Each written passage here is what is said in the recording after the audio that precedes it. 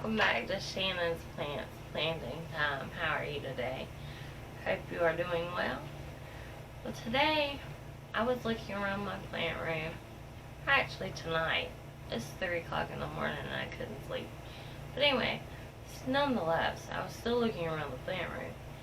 And I was thinking, why is this plant green with yellow sides? And I was thinking,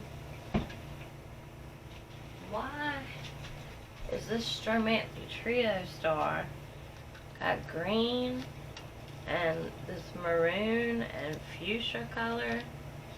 Makes it so beautiful, and it needs water. I'll do that right after. Why is this beautiful Alocasia black velvet almost look black? If you look at it, it's actually dark green, but we'll call that black. And by the way, mine has a flower right now. I think that's so cool. But anyway, so I was looking at that and I was just thinking, what makes plants the color that they are? And so I had to look up a couple of things, and just bear with me because we're going to have to go back to school and put on our thinking caps. So I think the first thing we need to consider is about photosynthesis and what it is. Photosynthesis is when plants take in carbon dioxide and water from air and the soil and transform the water into oxygen and the carbon dioxide into glucose. The plants then release the oxygen back into the air and store the energy in glucose molecules. In other words, photosynthesis is the process by which green plants transform light energy into chemical energy. And I'm going to insert a pic of the molecular structure of that. It is impossible to overestimate the importance of photosynthesis here on Earth. If it stopped, there would soon be little food and or any organic matter. In time, the atmosphere would become completely depleted of gaseous oxygen, and therefore we would not be able to breathe. So, very important. Photosynthesis functions as the counterbalance to respiration by taking in the carbon dioxide that we breathe out and reintroducing it into the air as oxygen. So, how does this all relate to the color of plants? Well, let me tell you. Chlorophyll. Chlorophyll is the primary pigment used in photosynthesis. In plants, photosynthesis occurs in the chloroplast, which contain chlorophyll, whose job is to absorb light and turn it into energy. What is chlorophyll?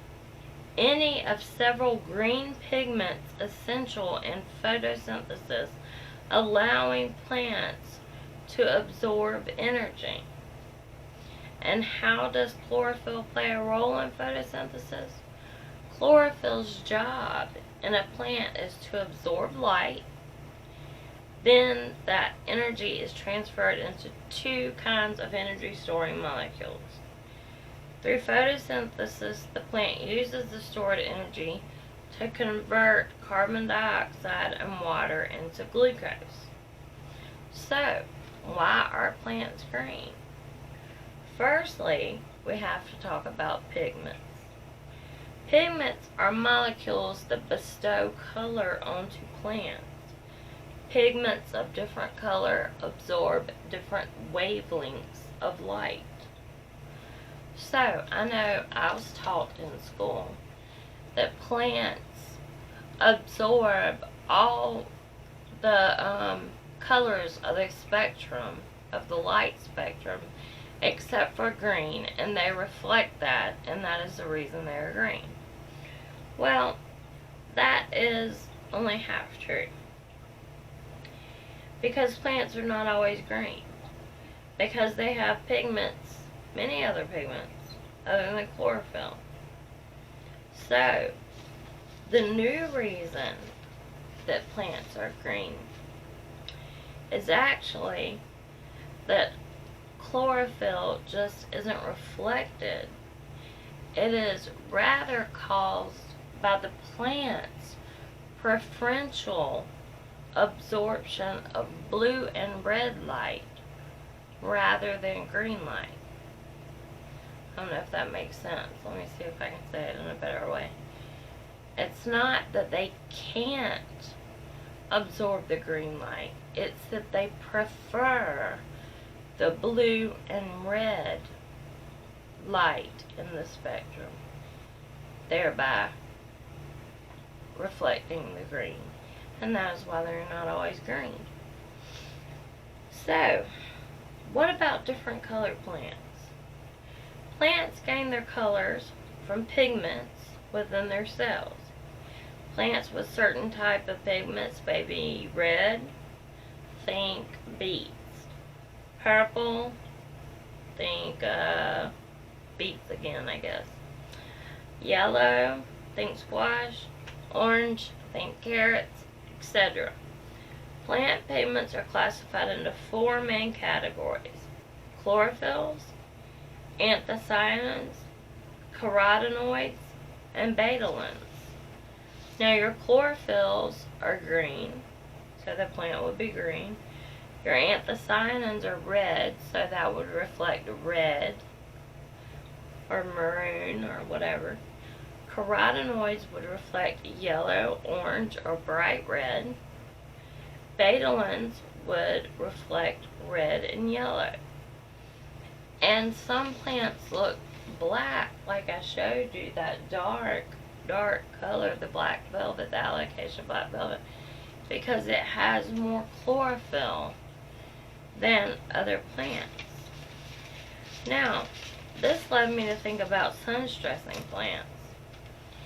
When a plant senses an environmental stress, like an increase in sun exposure, it produces more anthocyanins. Remember, those are for blue, red, or violet pigments, and carotenoids, which are yellow and red, to protect itself. It is a protective mechanism, much like we have melanin in our skin, and with time exposure to a stressor like sunlight, we darken as a people. Our skin darkens as a protective mechanism. And succulents won't naturally sun stress in the wild. However, they will often revert back to plain green during the winter when that sun stressor is removed. So, I hope I have done a job helping you to understand why plants are not always green, why they are sometimes green, and why they are sometimes other colors. I think a good example would be my Macaulay spinale. Now, he comes in this beautiful orangey red color and then fades to this rusty color and then to this green. So we have to consider that this would probably be reflecting the carotenoids, and again maybe some chlorophyll coming in, and then finally chlorophyll. So I think that's the best example of a plant that I have that reflects a bunch of colors. I guess my Strampitrostar could have used it too. But anyway, I always thought that plants were the colors they were because the creator of the universe made them that way. But no, there is a very scientific reason behind it. And today I hope I've helped you understand, what that reason is. So, please comment down below if you have any questions. And please give this video a thumbs up or a thumbs down depending on what you think. Please give me a like and subscribe. And please follow me on Instagram at Shannon Collier 26. That's ShanonCollier